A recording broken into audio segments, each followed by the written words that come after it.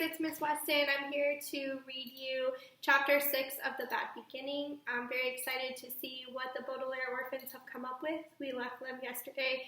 They were reading some books that they had borrowed from Justice Strauss, and they were trying to figuratively escape their situation. So we will continue reading with Chapter 6 today and see what they were able to come up with. And for those of you following along at home, I'm starting on page 71, which starts with an illustration. Okay, here we go. The next morning, when the children stumbled sleepily from their bedroom into the kitchen, rather than a note from Count Olaf, they found Count Olaf himself. "Good morning, orphans," he said. "I have your oatmeal all ready in bowls for you." The children took seats at the table and stared nervously into their oatmeal.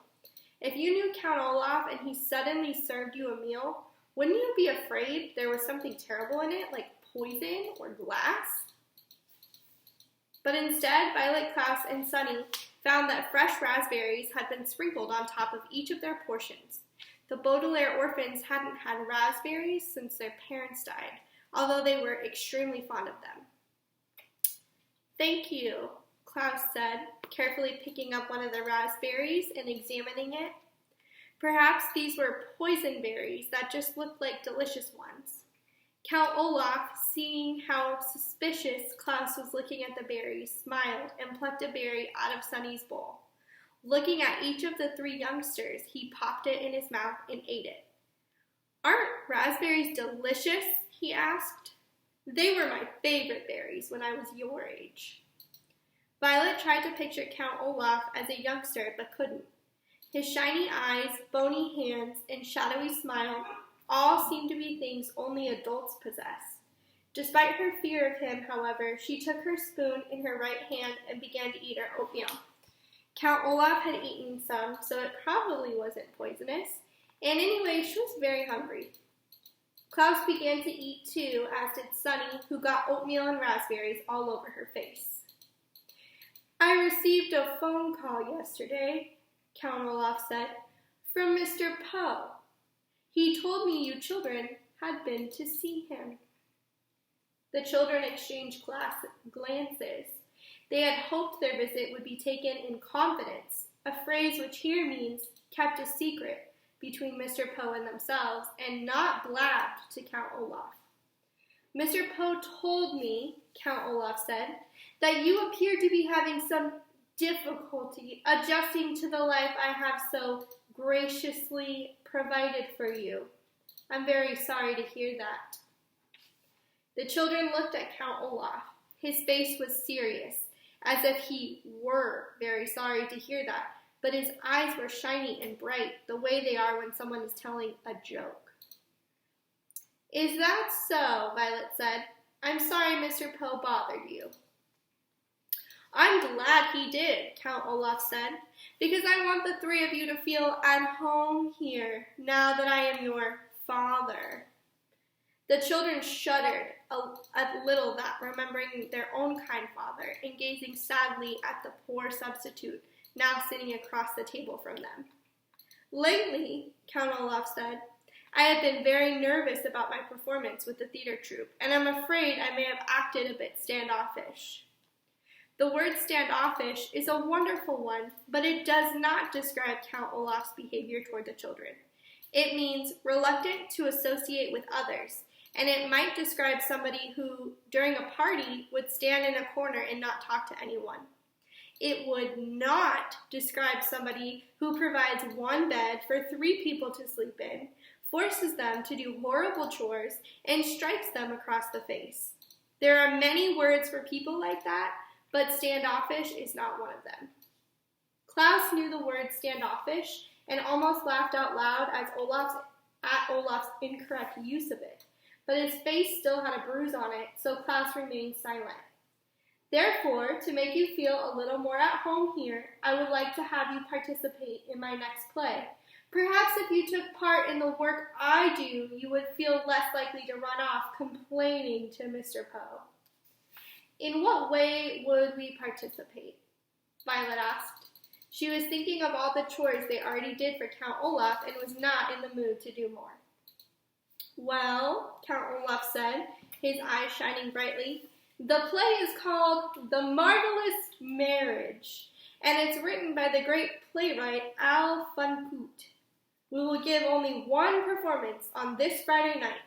It is about a man who is very brave and intelligent, played by me. In the finale, he marries the young, beautiful woman he loves in front of a crowd of cheering people. You, Klaus, and you, Sonny, will play some of the cheering people in the crowd. But we're shorter than most adults, Klaus said. Won't that look strange to the audience? You will be playing two midgets who attend the wedding, Olaf said patiently. And what will I do? Violet asked. I am very handy with tools, so perhaps I could build the set. Build the set? Heavens no, Count Olaf said. A pretty girl like you shouldn't be working backstage. But I'd like to, Violet said. Count Olaf's one eyebrow raised slightly, and the Baudelaire orphans recognized the sign of his anger. But then the eyebrow went down again, as he forced himself to remain calm. But I have such an important role for you on stage, he said. You are going to play the young woman I marry. Violet felt her oatmeal and raspberry shift around in her stomach as if she had just caught the flu. It was bad enough having Count Olaf acting in loco parentis and announcing himself as their father, but to consider this man her husband, even for the purpose of a play, was more dreadful. It's a very important role, he continued, his mouth curling up in an unconvincing smile. Although you have no lines other than I do, which you will say to Justice Strauss when she asks if you will have me. Justice Strauss, Violet said, what does she have to do with it? She has agreed to play the part of the judge, Count Olaf said. Behind him, one of the eyes painted on the kitchen walls closely watched over the Baudelaire children. I asked Justice Strauss to participate because I wanted to be neighborly as well as fatherly. Count Olaf, Violet said, and then stopped herself.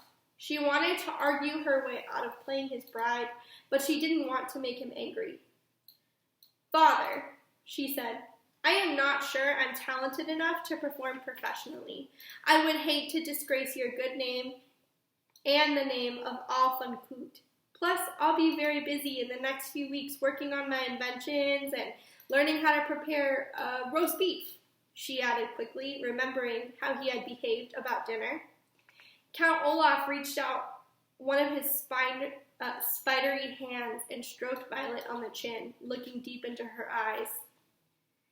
You will, he said, participate in this theatrical performance. I would prefer it if you would participate voluntary, but I believe, as Mr. Poe explained to you, I can order you to participate and you must obey. Olaf's sharp and dirty fingernails gently scratched on Violet's chin, and she shivered. The room was very, very quiet as Olaf finally let go and stood up and left without a word. The Baudelaire children listened to his heavy footsteps go up the stairs to the tower they were forbidden to enter. Well, Klaus said hesitantly, I guess it won't hurt to be in the play. It seems very important to him, and we want to keep him on his good side. But he must be up to something, Violet said. You don't think those berries were poison, do you? Klaus asked worriedly. No, Violet said. Olaf is after the fortune we will inherit. Killing us will do him no good. But what does it do to him to have us be in his stupid play?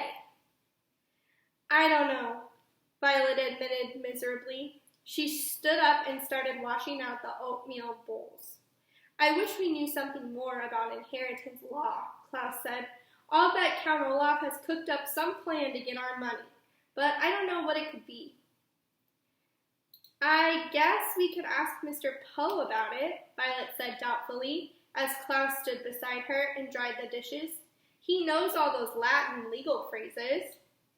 But Mr. Poe would probably tell Count Olaf again, and he'd know we were onto him, Klaus pointed out. Maybe we should go and try to talk to Justice Strauss. She's a judge. She may know all about the law. But she's also Olaf's neighbor, Violet replied, and she might tell him that we asked. Klaus took his glasses off, which he often did when he was thinking hard. How could we find out about the law without Olaf's knowledge? Book! Sunny shrieked loudly. She probably meant something like, would somebody please wipe my face? But it made Violet and Klaus look at each other. Book! They were both thinking the same thing. Surely Justice Strauss would have a book on inheritance law. Count Olaf didn't leave us any chores to do, Violet said, and I suppose we are free to visit Justice Strauss and her library. Klaus smiled. Yes, indeed, he said, and you know, today I don't think I'll choose a book on wolves. Nor I, Violet said, on mechanical engineering. I think I'd like to read about inheritance law. Well, let's go, Klaus said. Justice Strauss said we could come over soon, and we don't want to be standoffish. At the mention of the word that Count Olaf had used so ridiculously, the Baudelaire orphans all laughed, even Sunny, who of course did not have a very big vocabulary. Swiftly, they put away the clean oatmeal bowls in the kitchen cupboards, which watched them with painted eyes. Then the three young people ran next door. Friday, the day of the performance, was only a few days off, and the children wanted to figure out Count Olaf's plan as quickly as possible. That is the very end of Chapter 6. Tomorrow we will read Chapter 7, and we will try to figure out what Count Olaf's plan is. Did the children have any success accessing the books in the library? And all of that is to come. So thank you for joining me, and I'll see you tomorrow.